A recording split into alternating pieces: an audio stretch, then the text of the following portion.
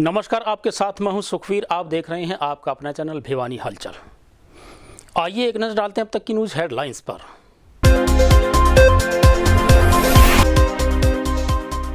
सैनी मोहल्ला के लोग पहुंचे उपायुक्त कार्यालय, क्षेत्रवासियों के ही खिलाफ थी शिकायत।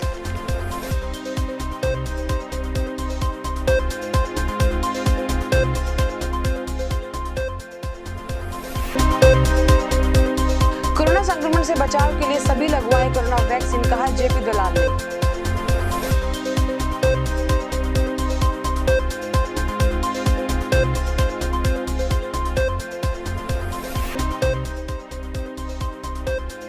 बोर्ड द्वारा संचालित डीएड और डीएलएड का परीक्षा परिणाम हुआ घोषित।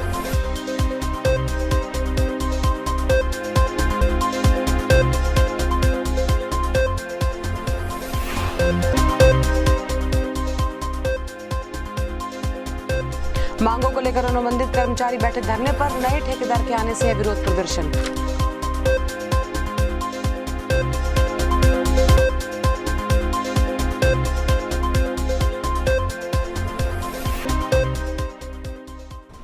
पैरालीगल वॉलंटियर ने किया आमजन को जागरूक, कोरोना के साथ साथ अनेक विषयों के प्रति किया जागरूक।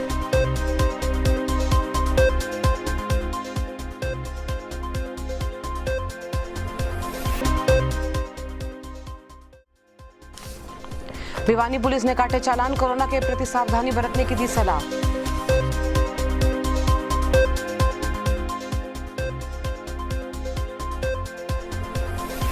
और अब खबरें विस्तार से। प्रदेश के कृषि एवं पशुपालन मंत्री जेपी दलाल कोरोना संक्रमण से बचने के लिए वैक्सीन लगवाने हेतु शुक्रवार को चौधरी बंसीलाल सामान्य अस्पताल पहुंचे। इस अवसर पर उन्होंने बताया कि वैक्सीनेशन को लेकर किसी भी प्रकार की भ्रांतियां लोग न पालें और जल्द से जल्द अस्पताल में पहुंचकर वैक्सीनेशन करवाएं। कृषि एवं पशुपालन मंत्री जयप्रकाश दलाल शुक्रवार की सुबह स्थानीय चौधरी बंसीलाल राजकीय सामान्य अस्पताल में पहुंचे। उन्होंने यहां पर कोरोना संक्रमण से बचाव के लिए पहली वैक्सीन लगवाई और आम जन से भी वैक्सीन लगवाने का आह्वान किया। इस दौरान उपायुक्त जयबीर सिंह आर्या भी वहां मौजूद रहे। कृषि मंत्री ने कहा कि विश्व में कहीं पर कोरोना की दूसरी और तो कहीं पर तीसरी लहर शुरू हो चुकी है। भारत में कोरोना की ये दूसरी वेव है। उन्होंने कहा कि भारत के प्रधानमंत्री ने लोगों से कोरोना संक्रमण से बचाव के लिए वैक्सीन लगवाने का आह्वान किया है, जो कि जरूरी है। उन्होंने कहा कि कोरोना संक्रमण से बचाव के लिए शरीर में रोग प्रतिरोधक क्षमता का होना जरूरी है, जिसके लिए वैक्सीन लगवाना जरूरी है और इससे बचाव के लिए प्रत्येक नागरिक का भी जागरूक होना बहुत जरूरी है। कोरोना वैक्सीन का जो पहला शॉट है वो मैंने लगवाया है और मेरी सभी भाइयों से प्रार्थना है कि जल्दी से जल्दी अपनी बारी पर इस वैक्सीन का उपयोग करें और मोदी जी का जो लक्ष्य है पूरे भारतवर्ष को कोरोना से मुक्ति दिलवानी है, विश्व में सबसे पहले भारतवर्ष मुक्त हो और दुनिया में भी ये संदेश जाए कि हमारा हेल्थ सिस्टम अच्छा है, हमारे लोग जो है अनुशासन में रहते हैं और कोरोना से जो मुक्ति पूरे इलाके की होगी, ये भी एक हमारी बहुत बड़ी। शुक्रवार को हरियाणा विद्यालय शिक्षा बोर्ड द्वारा वर्ष 2016 से 2021 तक संचालित करवाई गई डीएड एंड डीएलएड रीअपियर परीक्षाओं का परिणाम घोषित किया गया। इस अवसर पर प्रेस कॉन्फ्रेंस में जानकारी प्रदान करते हुए बोर्ड अध्यक्ष डॉक्टर जगवीर सिंह, उपाध्यक्ष वीपी यादव व सचिव राजीव प्रसाद की उपस्थिति में विभिन्न वर्षों के परीक्षा परिणाम की जानकारी प्रदान की गई। हरियाणा विद्यालय शिक्षा बोर्ड द्वारा संचालित डीएड डीएलएड प्रवेश वर्ष 2015-17, 16-18, 17-19, 18-20 और प्रवेश वर्ष 2019-21 रीअपियर और विशेष अवसर परीक्षा मार्च 2021 का परिणाम आज घोषित कर दिया गया। छात्र अध्यापक परीक्षा परिणाम बोर्ड की आधिकारिक वेबसाइट पर देख सकेंगे। ये परीक्षाएं 2 मार्च से 15 मार्च तक संचालित कराई गई थी। बोर्ड अध्यक्ष ने बताया कि डीएड प्रवेश वर्ष 2015 के चौथे सेमेस्टर विशेष अवसर परीक्षा की पास प्रतिशतता 79.32 रही। इसी प्रकार डीएलएड प्रवेश वर्ष 2016 के प्रथम वर्ष विशेष अवसर परीक्षा की पास प्रतिशतता 79.77 रही। उन्होंने बताया कि डीएलएड प्रवेश वर्ष 2017 के प्रथम विशेष अवसर परीक्षा की पास प्रतिशतता 83.80 रही, जबकि प्रवेश वर्ष 2018 की 60.59 रही। उन्होंने बताया कि परीक्षा जुलाई 2021 के लिए रीअपियर फेल रहे छात्र अध्यापकों के ऑनलाइन आवेदन भरने की तिथियां भी जारी की गई हैं। हरियाणा विद्यालय शिक्षा बोर्ड की 2 मार्च से 15 मार्च तक डीएड डीएलएड या जिसको जेबीटी कहते हैं उसकी पिछले 5 साल के विद्यार्थियों को अनुमति देते हुए 11,000 विद्यार्थियों ने ये परीक्षा दी। जिसमें 2015 से 17 का बैच था, 2016 से 18 का, 2017 से 19 का, 2018 से 20 का और 2019-21 के प्रथम वर्ष के विद्यार्थी रीपेयर के विद्यार्थियों ने परीक्षा दी, जिसमें डीएड प्रथम वर्ष प्रवेश वर्ष 2015 के चौथे सेमेस्टर के विद्यार्थियों की पास प्रतिशत रही 79.32% और इस परीक्षा में 324 छात्र अध्यापक प्रविष्ट हुए और जिसमें से 257 उत्तीर्ण हुए। इसी प्रकार प्रवेश वर्ष 2016 के प्रथम वर्ष के विशेष अवसर पर की पास प्रतिशत रही 79.77% और इस परीक्षा में 257 छात्र अध्यापक प्रविष्ट हुए और 205 उत्तीर्ण हुए। द्वितीय वर्ष में इसी में 71.74% रही और इस परीक्षा में कुल 821 छात्र अध्यापक प्रविष्ट हुए, जिनमें से 589 उत्तीर्ण हुए। इसी प्रकार डीएलएड की प्रवेश वर्ष 2017 के प्रथम वर्ष विशेष अवसर की परीक्षा में 321 छात्र अध्यापकों ने परीक्षा दी, जिसमें से 269 उत्तीर्ण हुए और उनकी पास प्रतिशत रही 80.80% और इसके द्वितीय वर्ष में पास प्रतिशत रही 76.95%। इसी प्रकार प्रवेश वर्ष 2018 के प्रथम वर्ष के 883 छात्र अध्यापकों ने परीक्षा दी, जिसमें से 535 उत्तीर्ण हुए और उनकी प्रथम वर्ष की पास प्रतिशत रही 60.59%। प्रवेश वर्ष 2018 के ही द्वितीय वर्ष के रीपेयर परीक्षा में की पास प्रतिशत रही 80.34%, जिसमें 2116 छात्र अध्यापकों ने परीक्षा दी थी और 1700 उत्तीर्ण हुए। अंतिम प्रवेश वर्ष 2019 के प्रथम वर्ष के रीपेयर परीक्षा में पास प्रतिशत रही 57.92%, जिसमें 4898 विद्यार्थियों ने परीक्षा दी थी और 2837 ने ये उत्तीर्ण की।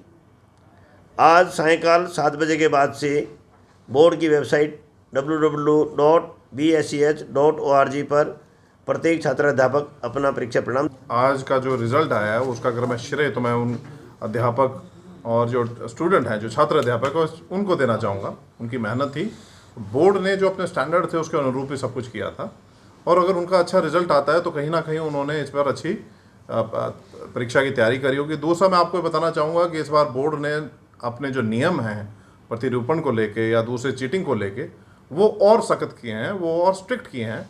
स्ट्रिंजेंट मेजर बोर्ड अपना रहा है ताकि नकल को हम लोग आगे से बिल्कुल उसे उन्मूल कर दें, ख़त्म कर दें और हमारी जो प्रणाली है, परीक्षा प्रणाली, उसके अंदर से बिल्कुल ख़त्म कर दें।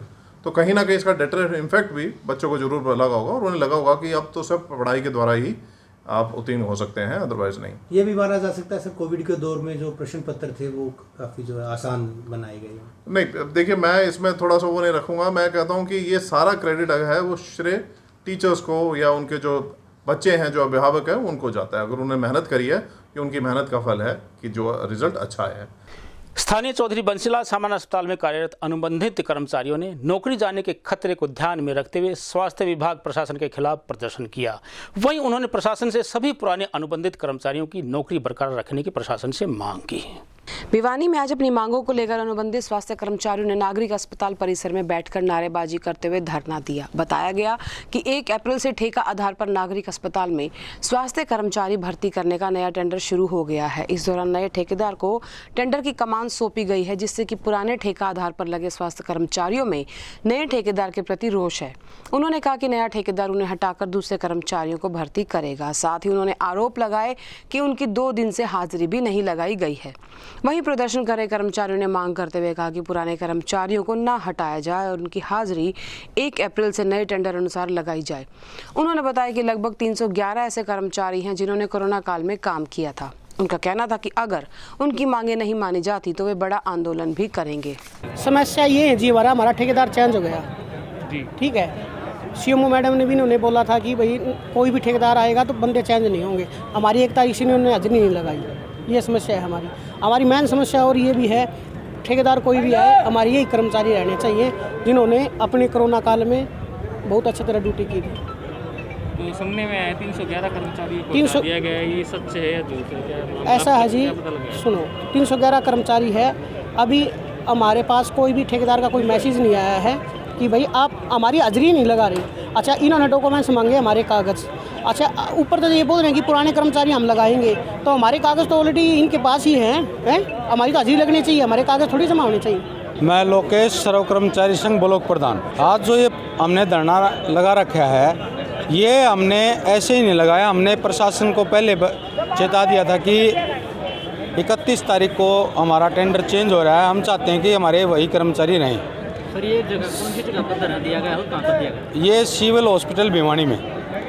और हमने सीएमओ मैडम से हमारी पिछले महीने बात हुई थी, सैलरी का इशू था, हमारा EPPSI का इशू था, हमने रिटर्न में हमने लिया था। मैडम ने हमें आश्वासन दिया था कि ये जितने भी कर्मचारी लगे हुए हैं, ठेकेदार कोई भी चेंज हो जाए यही रहेंगे।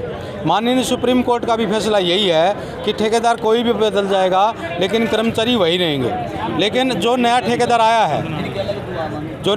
आया है उसके द्वारा अभी हाजिरी नहीं लगाई जा रही, न उसके द्वारा कुछ ये बताया जा रहा है कि किस किस कर्मचारी की हाजिरी लग रही है। हम चाहते हैं कि नया ठेकेदार ये हमें आश्वासन करे कि यही इनकी हाजिरी लग रही है, कि आने वाले समय में नहीं तो हम बड़ा आंदोलन करने के लिए तैयार होंगे।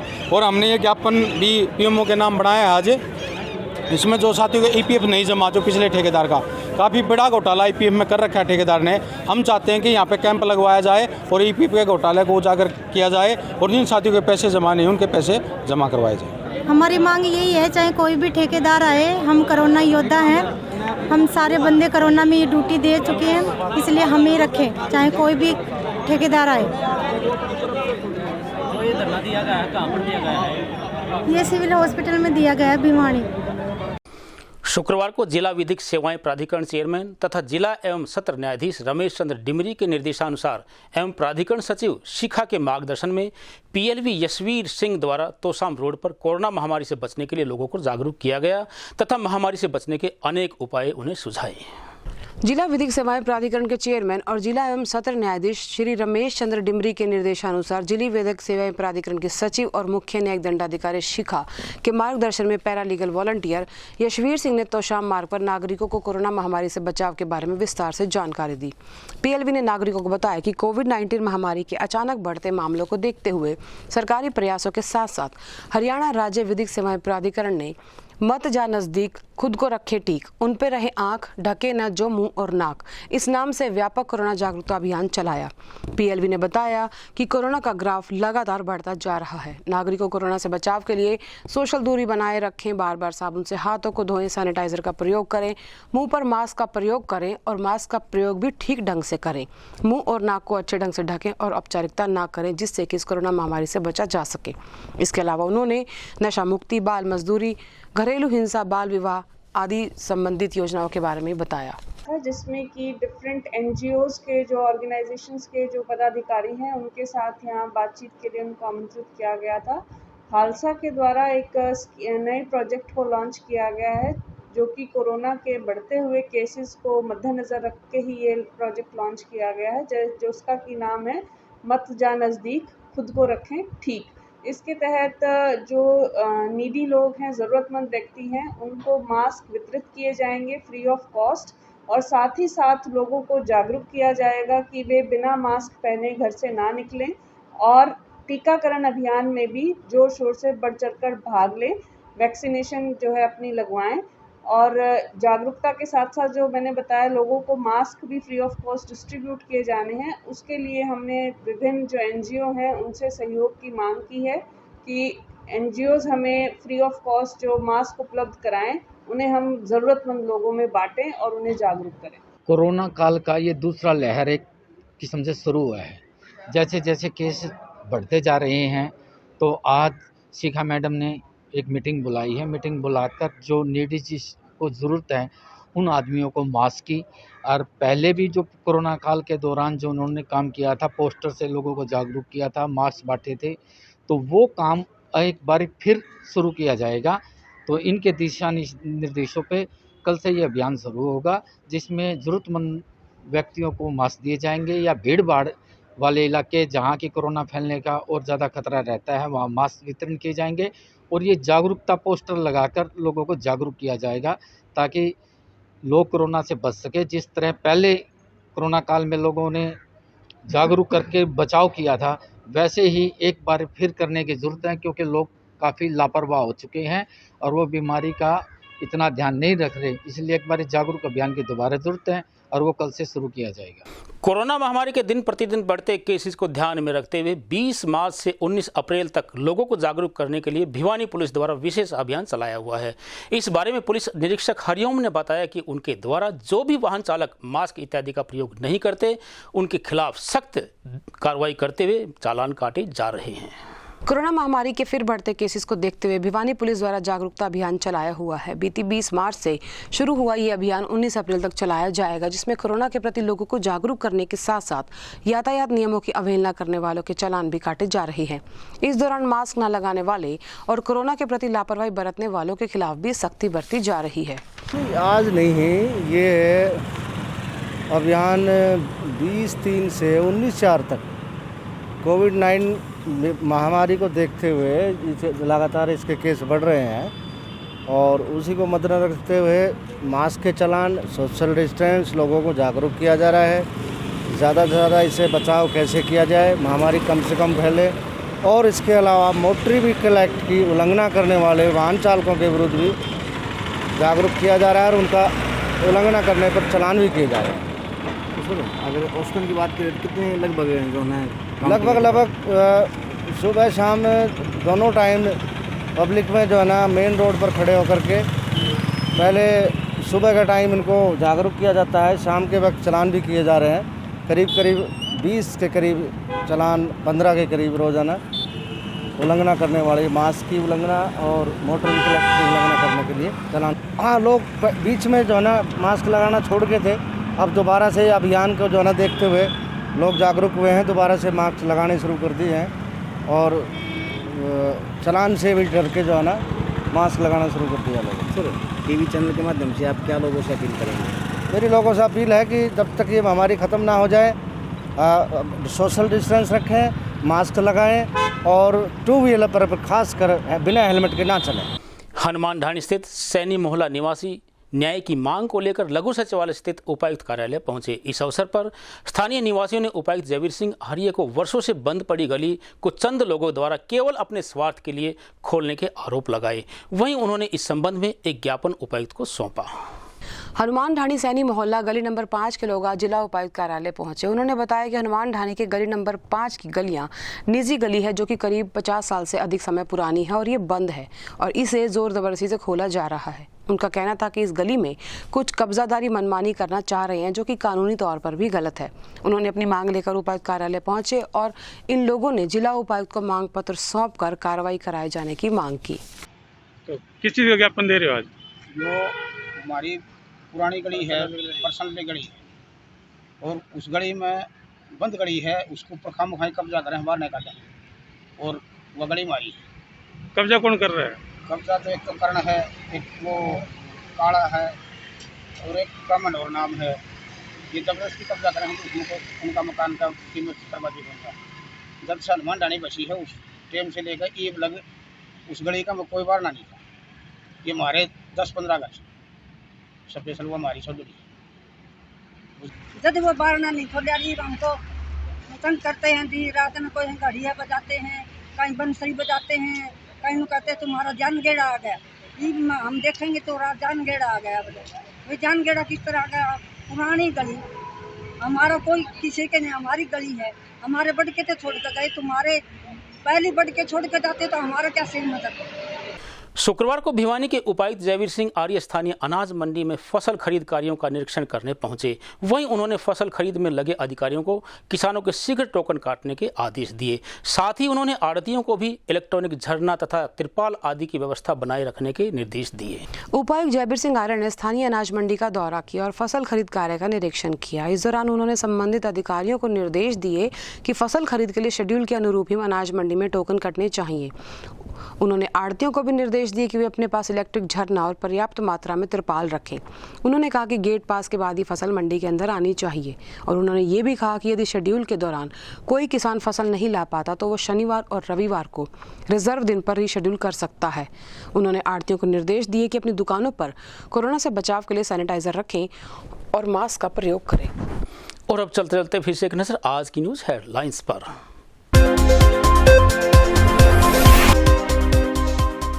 सैनी मोहल्ला के लोग पहुंचे उपायुक्त कार्यालय, क्षेत्रवासियों के ही खिलाफ थी शिकायत।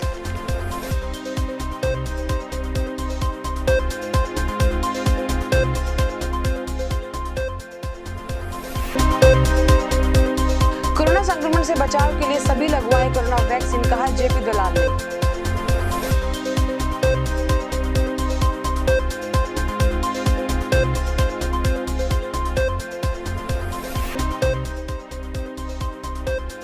बोर्ड द्वारा संचालित डीएड और डीएलएड का परीक्षा परिणाम हुआ घोषित।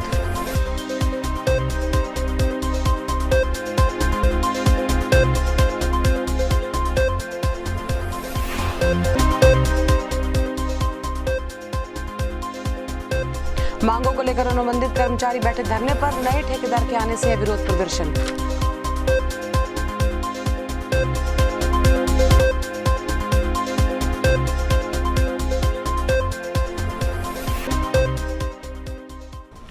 पैरालीगल वॉलंटियर ने किया आमजन को जागरूक, कोरोना के साथ साथ अनेक विषयों के प्रति किया जागरूक।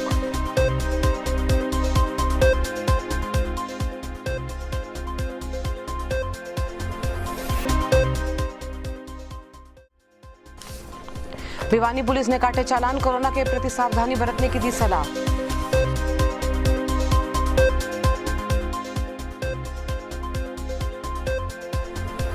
अब मुझे दीजिए इजाजत, देखते रहिए आपका अपना चैनल भिवानी हलचल।